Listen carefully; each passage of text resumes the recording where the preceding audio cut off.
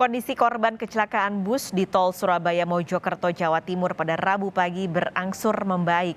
Pasien yang dalam kondisi stabil segera dirujuk ke RSUD Suwandi, Surabaya agar lebih dekat dengan keluarga. Sementara korban yang kritis dan luka berat masih dirawat di sejumlah rumah sakit di Mojokerto. Satu dari korban yang masih dirawat di ruang intensif RSUD Wahidin Sudirohusodo, Kota Mojokerto hingga Rabu pagi kondisinya masih kritis.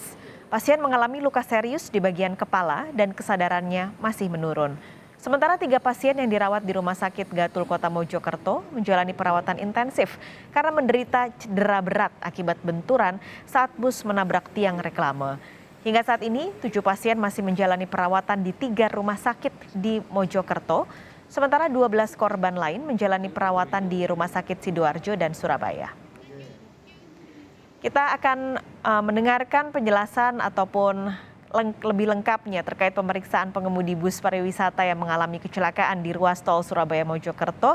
Kita akan bergabung dengan jurnalis Kompas TV Alfian Rahman, saat ini ada di Mapolda Jawa Timur. Alfian, sampel darah dari supir pengganti ini kan sudah diambil untuk diuji laboratorium.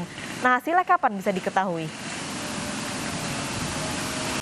Ya, selamat siang Pascalis dan juga saudara, terkait sampel darah yang telah diambil dari supir cadangan atau supir pengganti Ade Firmansyah ini yang mengendarai bus saat kecelakaan tersebut memang sudah diambil dan hingga saat ini masih dalam olah laboratorium forensik dan maksimal 2 hingga 3 hari. Jika kita menghitung mundur 2-3 hari berarti maksimal kalau tidak Kamis atau Jumat besok sudah dapat diketahui apakah yang bersangkutan ini memang benar menggunakan sabu sesuai dengan indikasi kemarin dari tes urin yang dikeluarkan dari Satres Narkoba Mojokerto sendiri yang telah mengindikasi pengemudi ini atau supir cadangan ini menggunakan sabu. Seperti itu. Terkait penyelidikan, memang pihak kepolisian baik dari Mojokerto maupun Polda Jawa Timur masih terus melakukan penyelidikan secara non formal, mengingat supir cadangan atau supir pengganti ini masih dalam perawatan tim medis di Rumah Sakit Citra Medika Sidoarjo, dan untuk proses penyelidikan resmi akan menunggu rekomendasi dari pihak dokter apakah sudah bisa dilakukan keterangan lebih lanjut.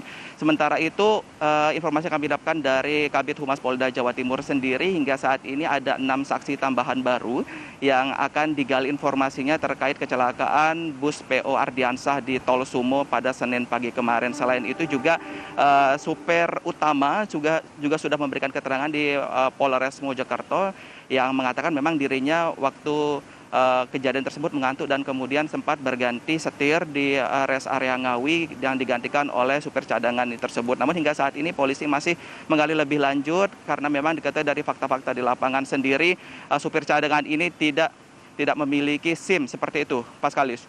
Oke, ini memang laboratoriumnya belum keluar, tapi ada indikasi bahwa supir pengganti ini kan mengonsumsi narkoba jenis sabu. Lalu juga tadi Anda sebutkan tidak memiliki SIM ternyata. Nah, dari sejumlah temuan ini, apakah ada kemungkinan penetapan sopir pengganti ini menjadi tersangka?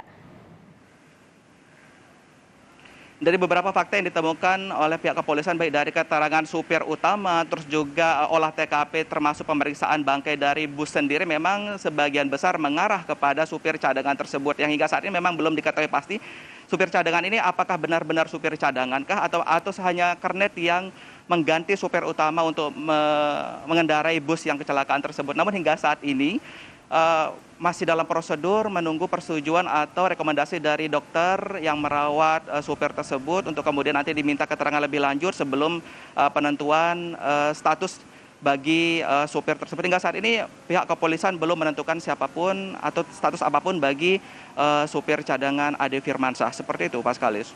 Baik, nanti kita nantikan bagaimana perkembangannya. Terima kasih jurnalis Kompas TV Alfian Rahman melaporkan langsung dari Mapolda Jawa Timur, Surabaya.